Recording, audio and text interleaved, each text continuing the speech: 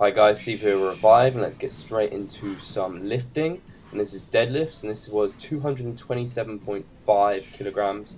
I was going for 3 reps, and this was the first heavy session during my taper, in which the volume was reduced, um, say by a set or two during that week, and I tapered for 2 weeks.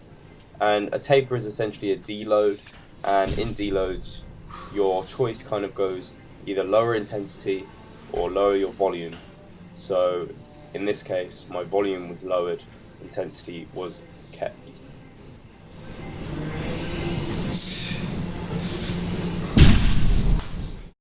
Next up, we have some squats, and I believe this was 157.5 kilograms. And here I was going for 5 reps, and this was just a 3 set day. Again, during my taper, last 2 weeks have been a taper, I'm just coming out of it now.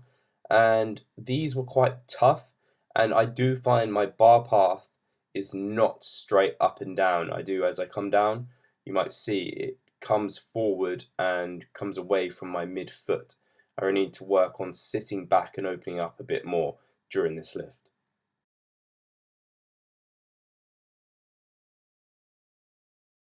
Quite encouragingly, so far, my strength has not been going down. It's actually been increasing week to week. I've been trying to progress my lifts by about 1.25 kilograms per week. So far, so good. The last few weeks have been tough, and I've just come down with a bit of a cold, which hasn't been helping things, but managing to stick through and push through. Me, this lift here was the highlight of my week. This is 230 kilograms. This is the most weight I have ever lifted for one on deadlifts, and here I am going for 3. You will likely see that my final rep was extremely difficult. Apologies for the nip slips, but I was wearing a vest, a stringer vest, made by Manimal, and I just wanted to give those guys a shout out for allowing me to have a vest and wear it. In the description below will be a link to where you can get one. And here you can see I'm like, come on hips, get those glutes through, and I managed to get it. So after I hit that max for 3, I then lower the weight to 90% of that max and do 3 of that. So here is that set, and from behind you can really see how much the back is working, and I think that's quite interesting. I do find as I'm doing these deadlifts my hips rise a bit too quick, so I need to get tighter at the bottom. If I haven't said before, I do squat 3 times a week. So twice is back squats and then once is front squats. This front squat day felt awful. These really were uncomfortable and I couldn't get my positioning. I've recently worked my form and found I really need to open up at the bottom so the bar just literally goes up and down as with back squats.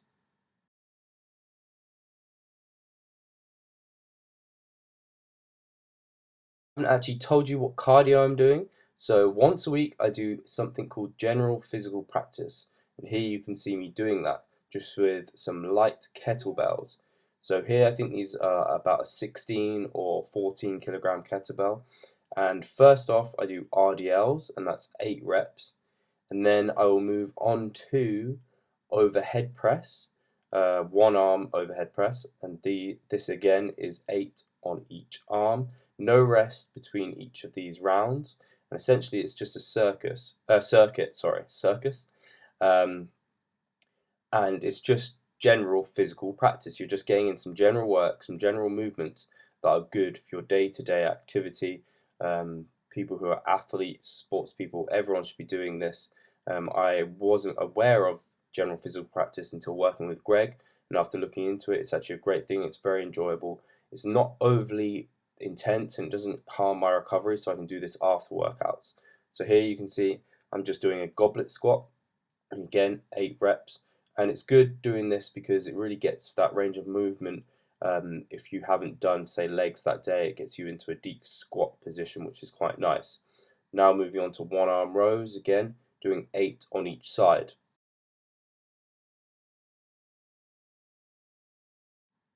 And finally, the absolute killer to finish off with are burpees, which I actually really enjoy. I don't know why, just get really into them, try and jump as high as I can, get those knees up, and do the movement properly, because you can cheat on movements, especially burpees, but these are actually quite fun and it gets you knackered towards the end. Between rounds, I have 2 minutes rest max, and generally doing 3 rounds of this, and this is once per week GPP. Over the last 3 weeks, I've been doing sprints.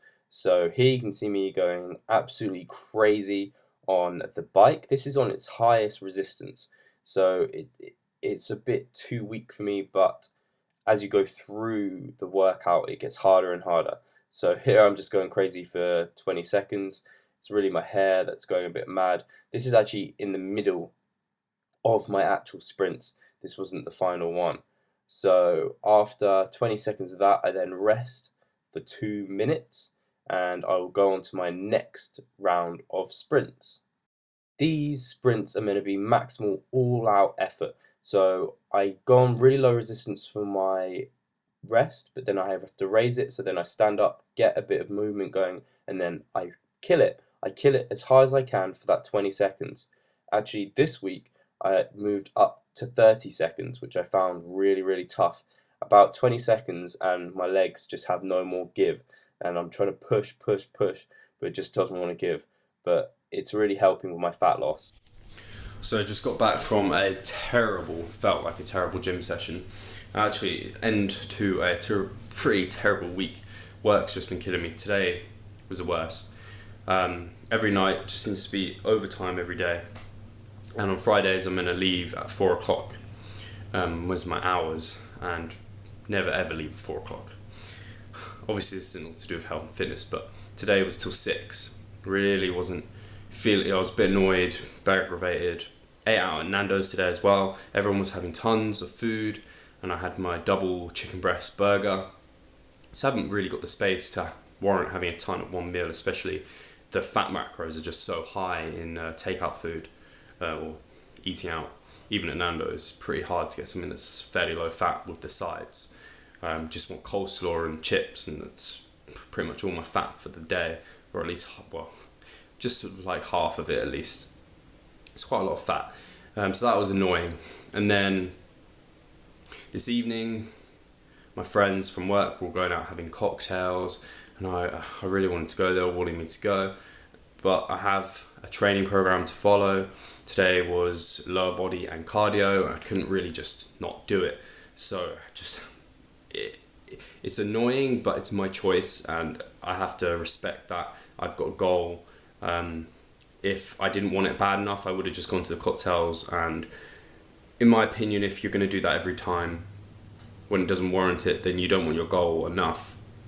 I do really want to succeed and compete and get into the best condition possible. So things like this, I hate the word, it's a sacrifice you have to make, but generally I let my social life dictate my life rather than the gym. It might not seem like that to some people, but I do. I prioritize things, I plan around things. Normally I'd plan the gym in. It will fit around what I'm doing. Normally I'd plan a day off or something if I was planning a Friday night out. Like I did last Friday. Went to Hippodrome Casino. Absolutely amazing. Great steaks, great night, but more on that another time. Just thought I'd update you. My gym session today was terrible, in a very bad mindset. Front squats felt horrible. I'll show you a clip. Just did not feel good. I couldn't get under the bar. It's going to sound stupid. It wasn't my preference of bar. It was the worst bar in the gym. No grip. Not that you massively need grip on front squats, but it's a thick bar. It's uncomfortable, and it just felt terrible today. So my weight was the same, but my reps went down, so it was kind of disappointing, especially because it's a taper week, so it's going to be quite easy this week. I was just 3 sets on that. So I was in a bad state, and when I got home before the gym, found this box of Oreos and demolished 2 packets easily, which is just over 200 calories, but it's quite a lot of fat, and it just was so easy to eat, and I just didn't feel good when I got back, and I'm just going to eat these, make myself feel better. It's a really bad thing to do. I'm going to have to be a bit stricter. I'm going to fit it into my macros, so it's not a big issue or anything, but I don't want to have that mindset of reward or an emotional attachment to food. Is not a good thing, so just have to keep track on that. Just thought I'd show you what I'm having post-workout.